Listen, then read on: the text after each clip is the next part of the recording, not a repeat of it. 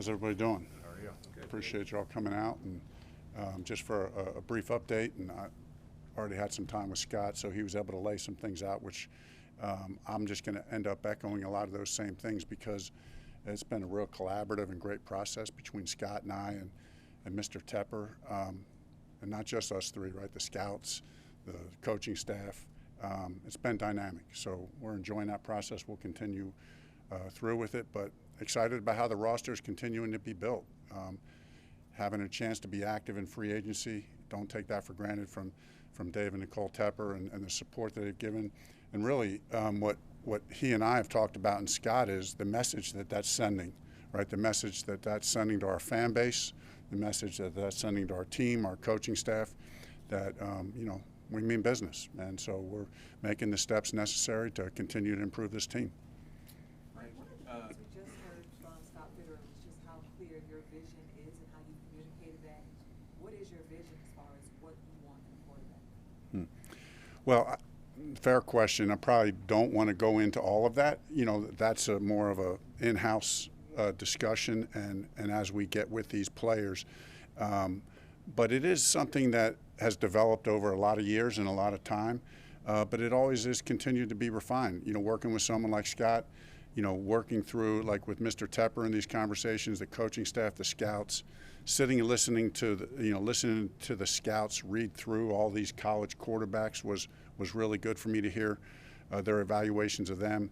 I'm still, been in it a long time as a player and a coach, still feel like I'm learning and growing, but still feel like I can be crystal clear on what it takes to win. And there's a lot of different ways to win, and so those are the discussions we're having.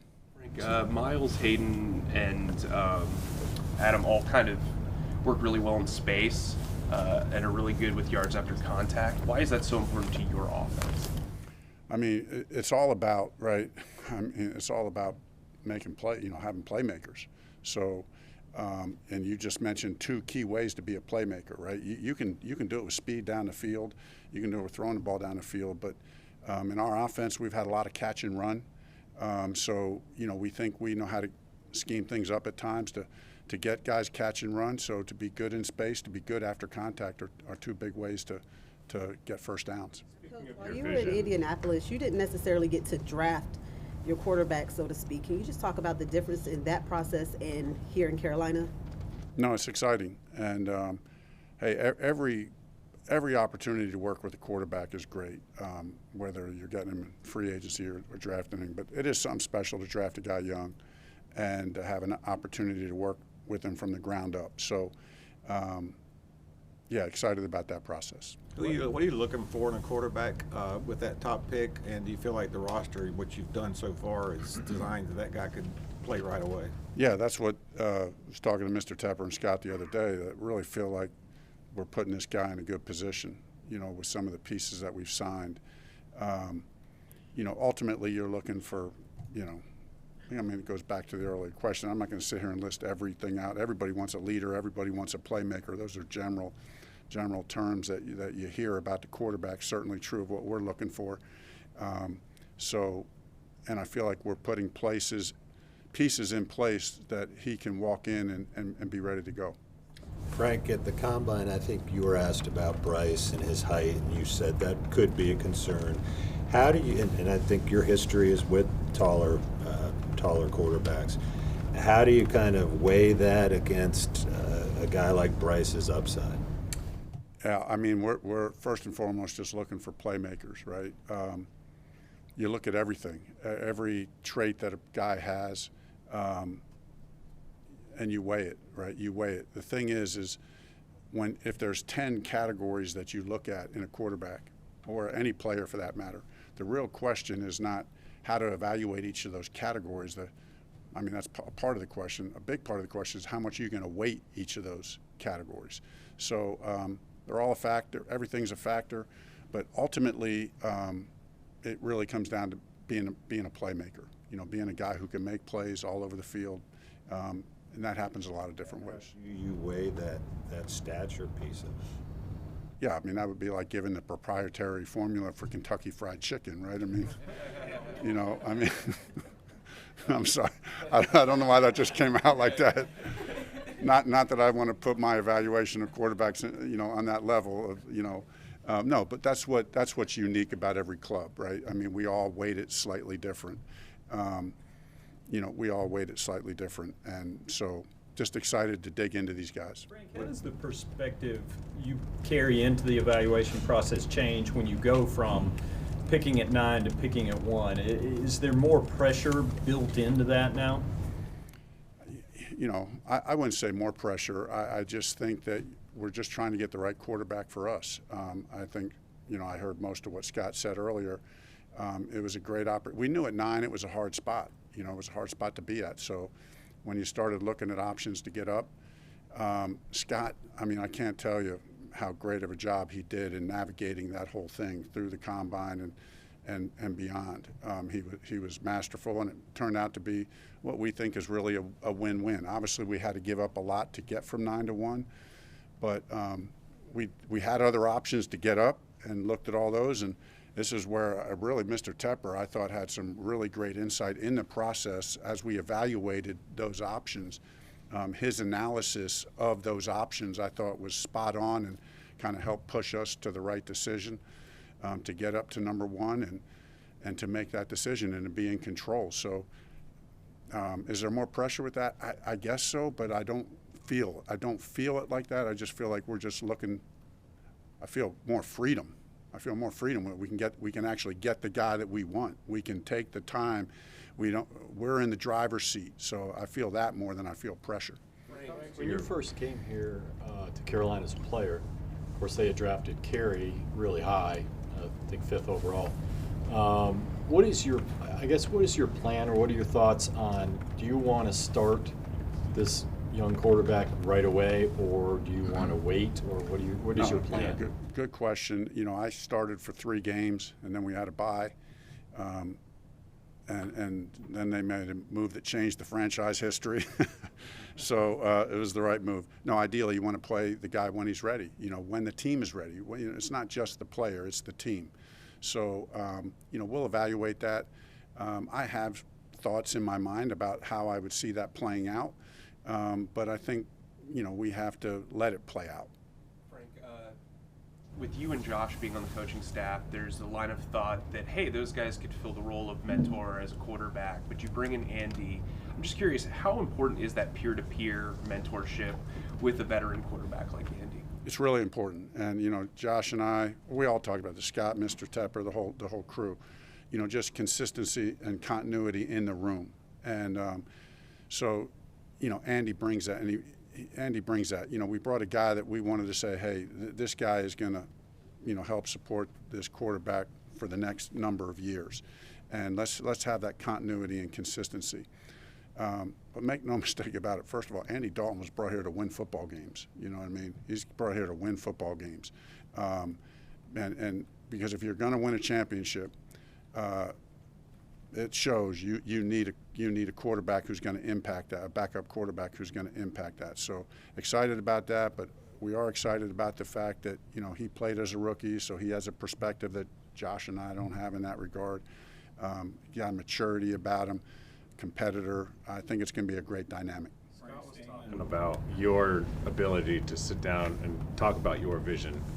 Whatever your vision is, how critical is it for you to be able to have not that 2-minute conversation that you had with Adam, but a 20-minute sit down where you answer all these questions and explain the why to these guys? Yeah, it's really important, because it has to be detailed because these guys know football.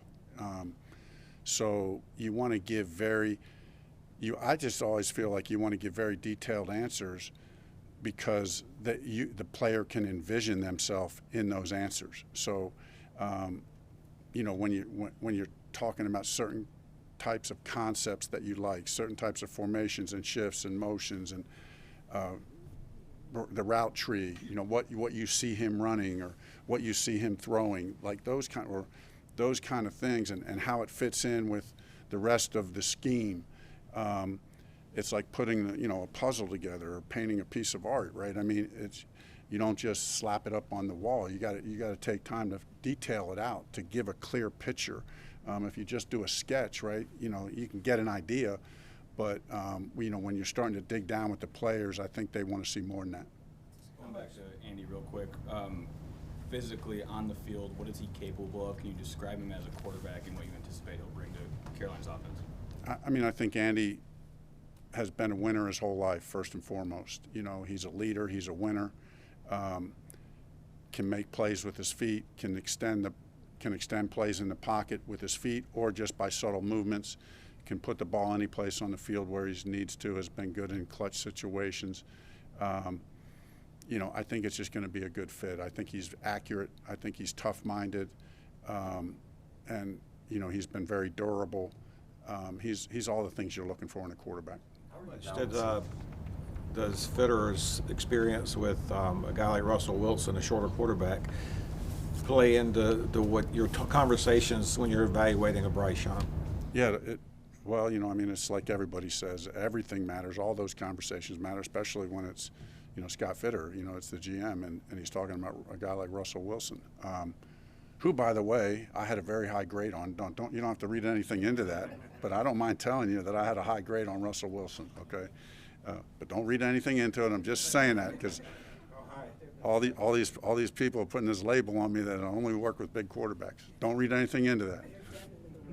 Did you have him I'm trying to first play round pick? reverse psychology. No, that's the thing. I guess when you got the #1 pick, the thing is right. We don't have to play games, right? I mean, it's not like we're trying to fool anybody. What we're trying to do is take all the time we can on the evaluation, right? Do we have inclinations? Do we have feelings? Do we have evals kind of written out on paper and in our minds? Yeah, we all do. And there's a lot of conviction, as Scott said, on some of these top quarterbacks. And you're right, the old adage, don't make a decision before you have to. We're going to take every second, every day, or every hour, every day to make this decision, and we still got plenty of time left. How are you balancing the #1 pick quarterback, face of the franchise, need to let him grow versus compete right now with some of the guys that you're bringing in? Yeah, I mean, you know, we are going to have an atmosphere of competing for every position. Because that's what this league requires. I mean, you can do that a lot of different ways and still give guys confidence and reps, but, you know, you bring in a young quarterback, I will say this, is that he's going to get a lot of reps because, you know, you're going to draft a quarterback #1. He's going to get a lot of reps because you want to get him ready to play. That's one of the luxuries you get with getting a guy like Andy Dalton, you know, who's been around, and he's still going to need a fair amount of reps as well, but we can focus on getting the young guy ready. The pro days in terms of, do you almost get more in terms of getting to know these guys when you're able to meet with them a little bit more? Yeah, I mean, you know, pro day is just right. I mean, it's just more like the combine, you know, but it's a little bit better than the combine because they're throwing to all their guys, and it's a little bit more controlled in that way that they can kind of do some things that the guys who are running the workouts know specifically a few things that you're looking for. You can ask guys to do certain things. Sometimes you get to spend a little time talking to them there. But we'll have other visits with them too via Zoom, you know, 30 visits in here to see us, all those kind of things. There will be multiple touch points between now and the draft where we talk to all of these guys.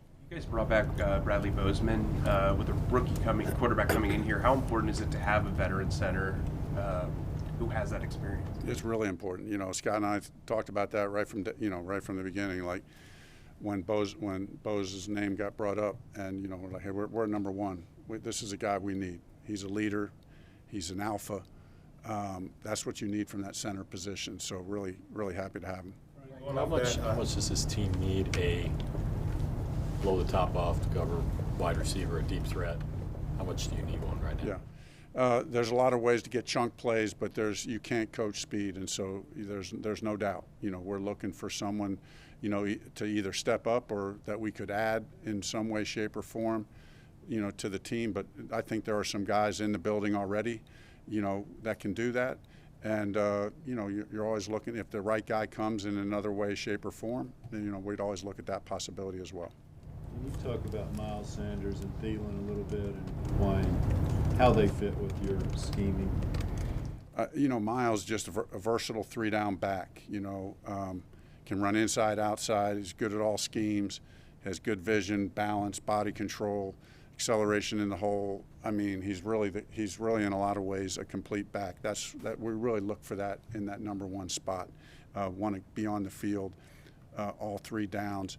You know, very good hands, very good route runner, good instincts. So that was really a big deal for us to get Miles. You know, Adam. I mean, a couple of years ago, we're talking about this guy as one of the best receivers in the league, and you know, I'm just super excited to have him. He has position flex, still has, you know, I mean, his age to me is not a big deal. As I watch him on tape, he still looks to have that burst and speed. He's so crafty in his route running. And he still can run by you. He's got great balance and body control, great instincts and feel for leverage versus man coverage and spacing in zone. You can play him at Z, you can play him in the slot. You know, we'll really move him all over the place. Frank, would you anticipate bringing the top 4 quarterbacks in on top 30s? Yes, I would anticipate that. Yes, I would. Before the pro days begin this week, how many of the 4 quarterbacks you guys have targeted are you comfortable with that could be the guy? Like, really? I think that's a funny question. I think they're all have really good traits. I think they all have really good traits. I'm excited about all of them. You know, Scott and I, and all kidding aside, you know, we were having a conversation. I love this for the NFL, right? You got 4 guys who are going to make an impact in this league. I do believe all 4 of these guys will make an impact in this league. So, you know, and excited to see them. And excited to see how that plays out. It'll look different for every one of them. Will have a different journey, right? And then there's some other guys who, you know, we're not even talking about who I think are going to make an impact in this league. So it's good for the NFL. I didn't ask you to name 2 now or 3. I just want to know how many number. Scott obviously has a history with these guys in the building more than you do. What have you learned? What did you learn about Shaq in particular during the process of him renegotiating, taking a pay cut? Just leader. I mean, that's the first thing that jumped out to me. I sat down, probably had an hour and a half conversation with him. You know, you could sense his maturity, his leadership. You know, team guy. You know, he made it clear in our conversation the very first time that he wanted to find a way to stay here, and he knew it was probably going to involve doing something like he did. So that's just a credit to him. It's not easy to do. To have that kind of maturity. So looking forward to getting to know him more, and I'm going to appreciate his leadership and his play on our defense. Thank you.